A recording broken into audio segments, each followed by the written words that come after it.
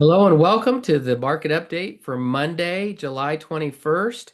I am Ricky Walters, your mortgage wise guy. He's the mortgage wise guy, wise guy.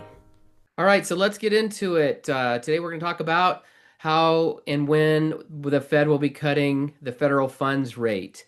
So this past week we saw headline and core consumer price index come out on Wednesday. We were replacing a very low number. June of last year had a zero, so we got a zero point 0.3 for the month, and that caused the year number to go up from 2.79 or rounded to 2.8 to 2.93. So it looked like it went up a tenth of a percent on core. The market didn't like that. But if you focus on the used and new car sales, which was where you would anticipate to see the effects of the tariffs, which the Fed, especially Chair Powell, seems to be very concerned about, you would expect to see it here, but we saw negative numbers. So actually, lower cost of cars, both new and used cars. I thought that was interesting. The very next day, we saw producer price index, which is wholesale inflation, and got a big fat zero for the month of June, which is awesome. Even though May was revised slightly higher, the market did like that. So they kind of, those two reports day after day kind of balanced each other out. Now let's talk about what the Fed is saying and the different Fed members. So Powell said a couple weeks ago, uncertainty today is unusually elevated. And he also said the Fed would have already lowered rates if we weren't concerned about tariffs.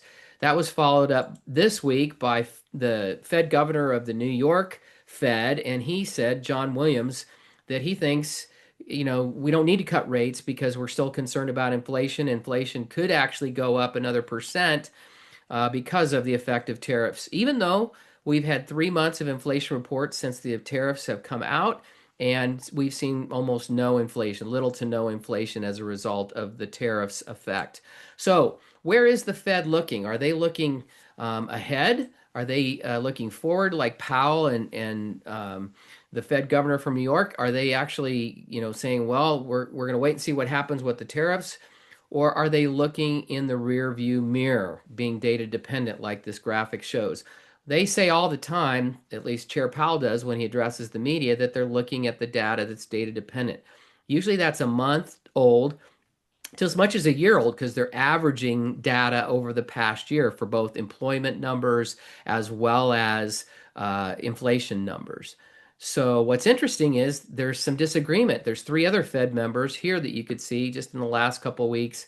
Fed Governors Waller, Bowman, and Goolsbee all believe that the tariffs aren't going to have the impact that Williams and Chair Powell think they're going to have, and believes we should be cutting the federal funds rate when they meet here at the end of July. And Waller even gave all these reasons. I'm not going to spend a lot of time on this slide, but you can pause the video and read all these if you want to. And what's more notable to me is that Kevin Warsh, another Fed governor, was interviewed on CNBC this past Wednesday.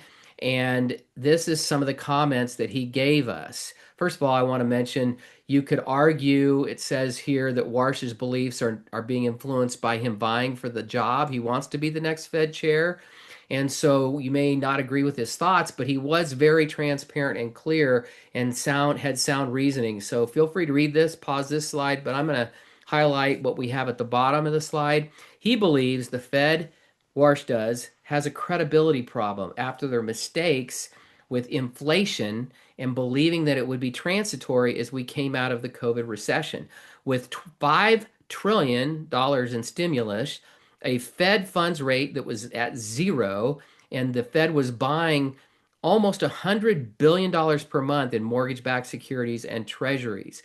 He thinks that the Fed should cut rates now, this month, but is afraid to do so because of the loss in credibility because they fueled the inflation coming out of COVID and their own disbelief in their ability to fight inflation as well. So in other words, they have fear of the future and they don't want to get caught again and be blamed again for fueling inflation, even though there's a lot of indications that saying we don't have inflation and the economy is slowing down. So when will we see a rate cut? Probably not at their meeting at the end of this month, but September is definitely on the table. And I will tell you this, that rates are trending lower, just currently in real time, seeing rates come down from the high sixes to the mid sixes on 30-year fixed with good credit and 20% down. If I can help you in any way, feel free to reach out to me. I am Ricky Walters, your mortgage wise guy. He's the mortgage wise guy, wise guy.